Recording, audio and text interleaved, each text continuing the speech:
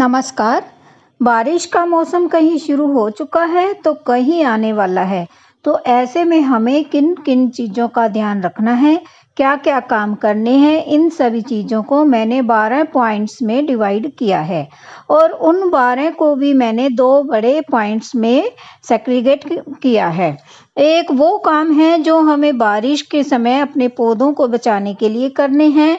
गर्मी में अक्सर पौधे मरते हैं और हम सोचते हैं चलो बारिश आ गई, अब तो अच्छे हो जाएंगे। लेकिन बारिश के अंत में हम देखते हैं पौधे मर गए, गल गए, क्या हो गया ऐसा? तो कुछ ऐसे टिप्स जो हमें बारिश में अपने पौधों को बचाने के लिए ध्यान रखना है और कुछ ऐसे टिप्स जो इन पौधों की ग्रोथ से रिलेटेड हैं। मानसून होता है पौधों की ग्रोथ का, हर पौधा बहुत खुशनुमा होकर बढ़ने लग जाता है और उस समय जब उसकी बढ़त का टाइम है, उसके पीरियड को हमने यूज़फुल टाइम में यूटिलाइज कर लिया तो वो इन पौधों के लिए बहुत अच्छा है और हमारे 3 महीने बाद बहुत अच्छे कंडीशन हो गए जाते हैं। जुड़े रहिए ये सब इन्फॉर्मेशन के लिए वीडियो के आखिर तक। मैं हूँ Snehlata, gardening with art channel में आप सभी का बहुत-बहुत स्वागत करती हूँ। तो सबसे पहला पॉइंट है saving plants for monsoon. Monsoon में हमने अपने पौधों को कैसे बचाना है?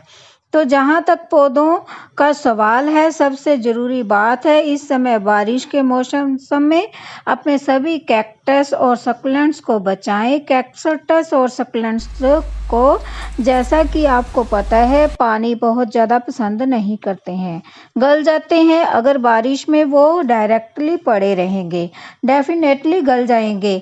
तो इन्हें किसी ओपन स्पेस से उठाकर के किसी शेड वाली जगह पर रख दीजिए जहां इनको डायरेक्ट बारिश का पानी ना मिले, ताकि आप इनमें तभी पानी दें जब आपको लगता है कि उसको पानी की ज़रूरत है।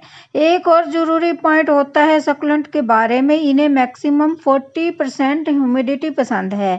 लेकिन जब बारिश में ह्यूमिडिटी लेवल 60% और कभी-कभी 90% तक चला जाता है तो ये सक्लेंट के लिए बहुत ज़्यादा हानिकारक है। ऐसे में अपने सक्लेंट को उठा करके हाई ह्यूमिडिटी एरिया से हटा करके लो ह्यूमिडिटी एरिया में शिफ्ट कर दें, यानी कि घर के अंदर से बाहर से उठा करके घर के अंदर रख दें जहाँ ह्यूमिडिटी लेवल थोड़ा कम होता है, क्योंकि एसी चलते हैं, हवा चलती रहती है। अब आते हैं हम अगला पॉइंट, वाटरिंग का। कुछ एरिया ऐसा होता है जहाँ कंटिन्यू बारिश होती है और कुछ एरिया ऐसे होते हैं जहाँ कभी-कभी बारिश होती है।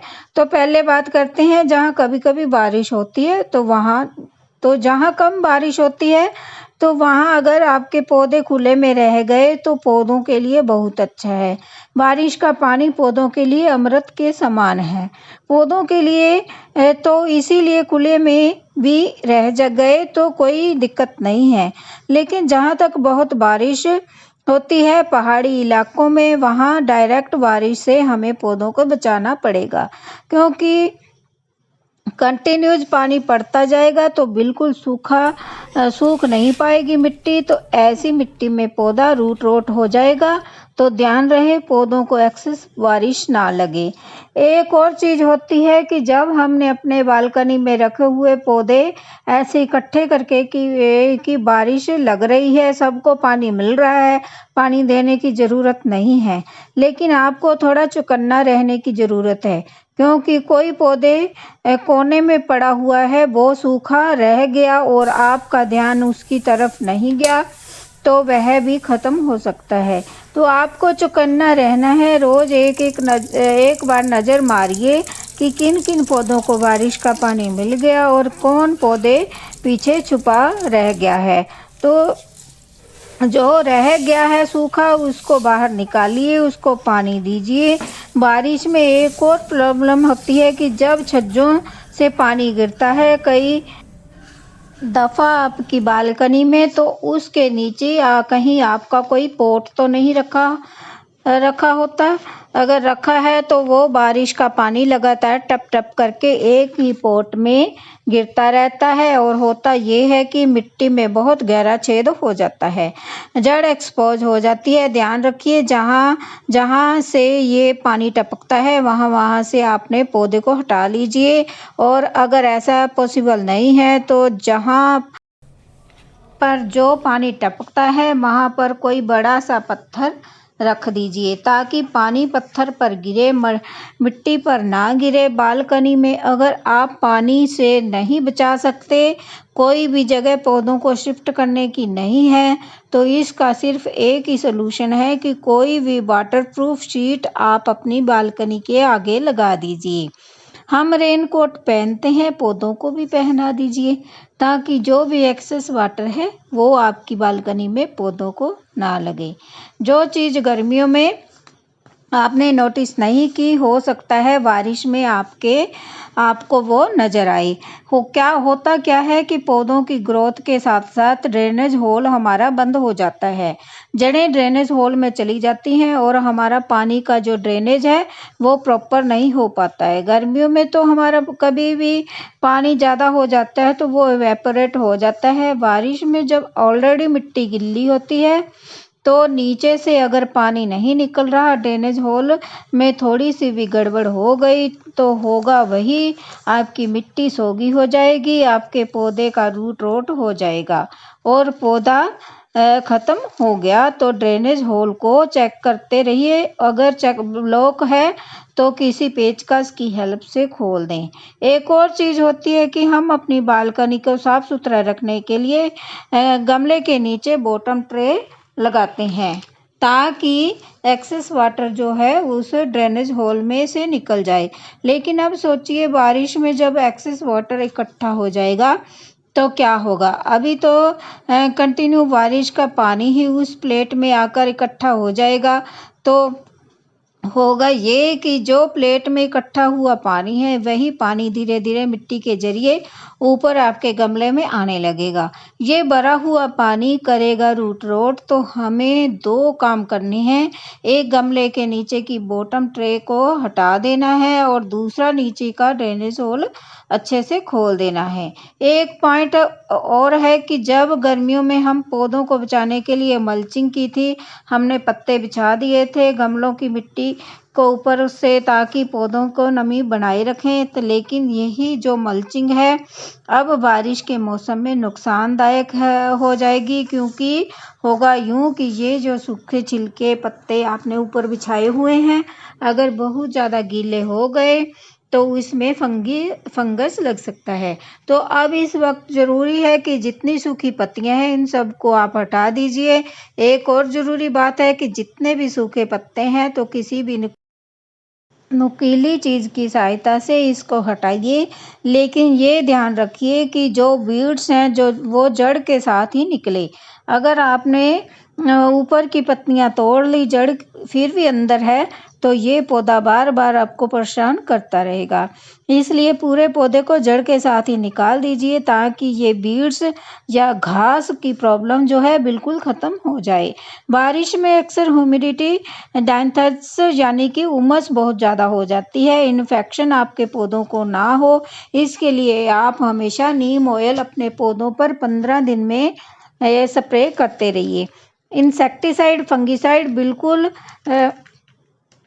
हैंडी रखिए ताकि जैसे ही आपको लगता है कोई पत्तियों में छेद हो रहे हैं, कई पत्तियों में कुछ वाइट सा सब्सटेंस दिख रहा है, तो पत्तियां मुड़ रही हैं, कोई भी ऐसा प्रॉब्लम देखने को मिले तो इमीडिएटली स्प्रे कर दें ताकि ये बीमारी और ज़्यादा ना बढ़े और दूसरे पौधों को इन्फेक्ट ना करे। और अब बरसात से बचाने वाली बातों में एक आखिरी पॉइंट है, बहुत ज़रूरी है। आप ये सब कुछ कर लेंगे, सारी बातों का ध्यान रख लेंगे, लेकिन फिर भी कभी ये आपको दिखेगा कि एक गमला जो पानी से भर गया है और पूरी मिट्टी कीचड़ की तरह सोगी हो गई है, अब मैं क्या करूं। तो इसका बहुत आसान तरीका है, आप इसे भरे हुए पानी के गमले को टेढ़ा करके ऊपर का पानी हटा दीजिए। अब किसी पेचकस की सहायता से ड्रेनेज होल को खोलिए और मिट्टी में नीचे तक छेद कर दीजिए। इसके बाद आप इसमें अच्छे से गुड़ाई करिए। करीब 3-4 इंच तक की गुड़ाई कर दीजिए और फिर 1-2 बार मिट्टी को ऐसे हिलाते रहिए और बारिश का पानी दोबारा नहीं लगने दीजिए, वरना फिर आपके पौधे को कोई नहीं बचा पाएगा। तो ये हुआ मानसून क्लास का पहला सेक्शन। अब दूसरे सेक्शन की तरफ चलते हैं। ये जो ग्रोइंग पीरियड है, पौधों की बढ़त का पीरियड है, पौधों का बहुत पसंदीदा मौसम है। इसमें हम अपनी तरफ से पौधों को क्या कंट्रीब्यूट करें कि ये और अच्छे से ग्रो कर सकें। पौधा तो अपने मूड में आ चुका है। अब हमारे कंट्रीब्यूशन की बात है, तो हम सबसे पहले इस ग्रोइंग सीजन में करेंगे कुछ खाना पीना पौधों को अच्छे से देंगे। हर गमले में 2-3 मुट्ठी कंपोस्ट, 1-1.5 चम्मच बोन मील, 1-1.5 चम्मच नीम खली का ये सब डाल दीजिए ताकि पौधों को अच्छे से ताकत मिले।